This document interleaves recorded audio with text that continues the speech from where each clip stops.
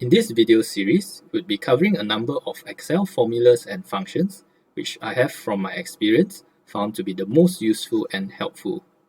These functions would help you in your endeavor to create robust, adaptable workbooks that will help you in automating your finance, business, production, and operational reports and processes.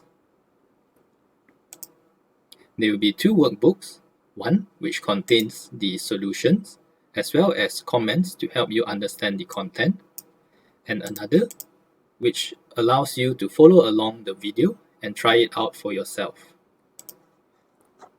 We will be covering a number of topics from the basics such as simple mathematical operations, if-else logic, which is the backbone of many automation, and OR operators, a number of data validation. We would also be covering some string manipulation. How do you split or combine strings? This will be very useful in data cleanup. And subsequent topics would be covered with relevant examples made from experience. These are real scenarios faced in everyday business. So here we have Sumif on how do you get the total sales from each region or salesperson or product. We have index match, which helps you combine two tables or help you locate items on each of the tables, even though the tables have different heading lists. So the name lists over here in item A and item B are different. The order of the months are different. And how do we deal with that to get to compile or combine that data?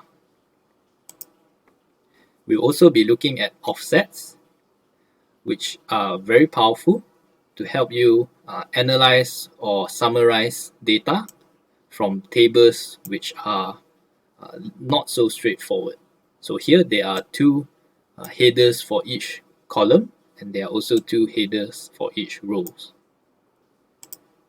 We'll also be looking at Sumproduct.